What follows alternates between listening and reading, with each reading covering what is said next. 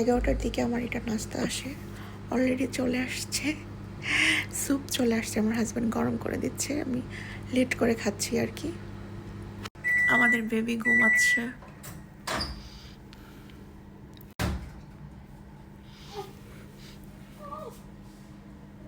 এত কষ্ট করে এটা আনা লাগবে না, তুমি এখানে রাখলে খাওয়া যাবে। ও আচ্ছা,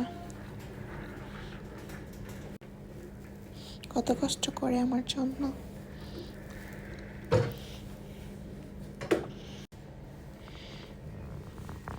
কর্ন স্যুপ। তারপর আমারও সেবা করে, বাবুকেও দেখতেছে।